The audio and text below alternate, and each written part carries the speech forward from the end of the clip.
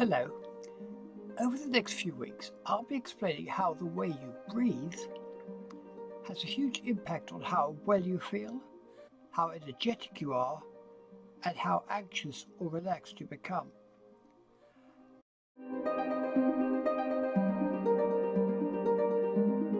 Welcome to Workshop 6. In this session, you will learn a simple technique for boosting your energy levels whenever you start to feel fatigued. What's more, it is a technique that can be undertaken in the few minutes available to you between stopping one activity and starting another. It's called the Energizing Breath, and as the name suggests, you will use it to increase your level of mental and physical vitality anytime you feel the need to do so. Those of you who have studied yoga will instantly recognize it as sun, moon, or alternate nostril breathing. I'm including it here because in our laboratory we have made studies of the relationship between breathing and brain waves and found it to be a highly effective way of restoring flagging energy levels. We'll start by carrying out a simple experiment that will give you an insight into a little known aspect of the way your nose works. What I'd like you to do is to gently close your right nostril and inhale a few times through your left. Like that. Now close your left nostril and repeat the procedure. You will almost certainly find that the air flowed more easily and smoothly through one nostril than the other. If you repeat the exercise in, say, 90 minutes' time, you'll probably find that the air now flows more freely through the other nostril. This is because lying beneath the mucous membrane in the nose is a thick, spongy tissue layer that rapidly fills with blood. The ebb and flow of blood to these tissues follows what is called an ultradian rhythm. This is a cycle of round about 90 minutes, which explains why it's easier to breathe through one nostril than the other at different times of day. Now, expert opinion remains somewhat divided over the exact purpose of these rhythmic changes within the nasal cavity. One view is that when we are using our right nostril and breathing to the left hemisphere of the brain, it gives that side of the brain greater stimulation. Once the switchover has occurred and, say, the left nostril is now having the easiest flow of air, the right hemisphere receives more stimulation. This natural rhythm ensures that both hemispheres of the brain are equally stimulated over a 24-hour period. Certainly, yogis who have devoted their lives to the study and practice of breathing believe it brings about profound psychological consequences. They claim, for example, that right nostril breathing is associated with a more outwardly directed and aggressive behavior, whilst left nostril dominance produces a more passive and contemplative state of mind. By using the energizing breath, also known as alternate nostril breathing, you will help restore harmony and balance to your mind and body.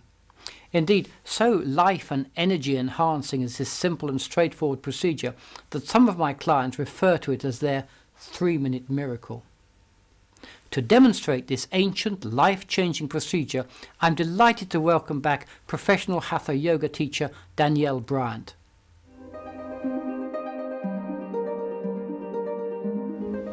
I'm now going to teach Sarah how to do the sun-moon breath, which is also known as alternate nostril breathing in yoga.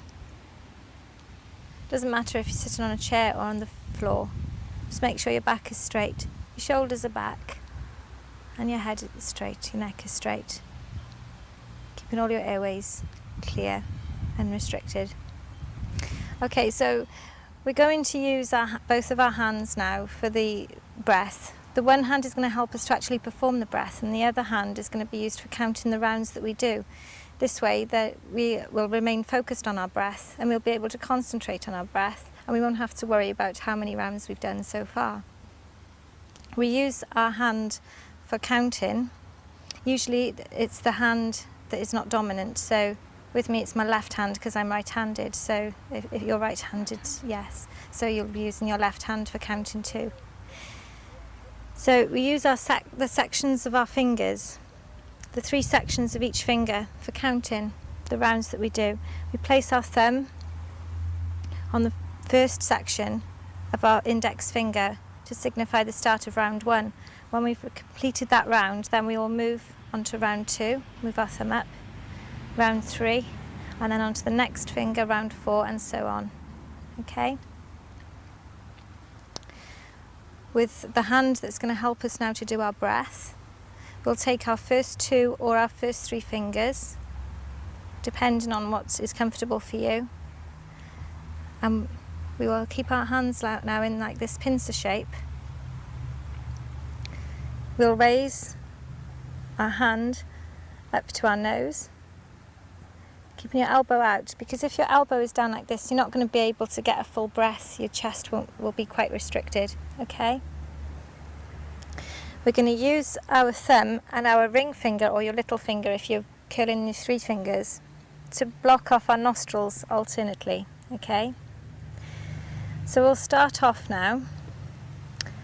I'll also explain as well about the breath. The breath is in 4 parts. You've got inhalation, retention, exhalation, and relaxation. Okay, so it's 4 parts of the breath that we're going to be practicing. So we start off by holding closed the right nostril. We signify the start of the first round here, and we take a full breath in.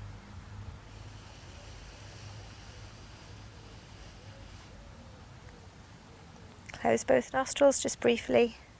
Release the thumb nostril. Breathe out. Breathe out fully until your lungs are empty. And now relax. Now breathe in.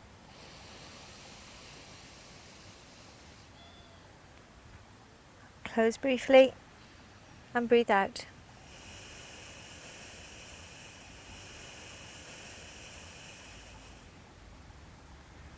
Now relax, and we move on to round 2. So we move our thumb up, our count in hand. Now breathe in.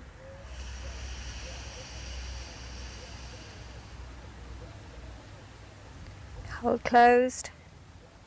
Breathe out.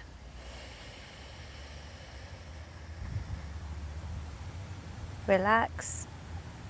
Breathe in.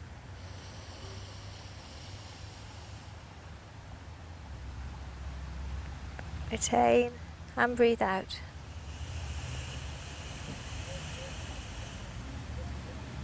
And relax. So now we've completed 2 rounds of the breath. I would suggest that you complete between 10 and 20 rounds depending on your comfort levels. If you can only manage 5, that is fine. What is important is you do it within your comfort level and that you're happy with it. Okay? The only thing to be careful of is if you have high blood pressure or if you suffer from giddiness, just be careful on reaching the very top and the very bottom of your breath. You may get a little bit giddy. If at all you feel uncomfortable or giddy during this practice, just return to your normal breath until you feel better.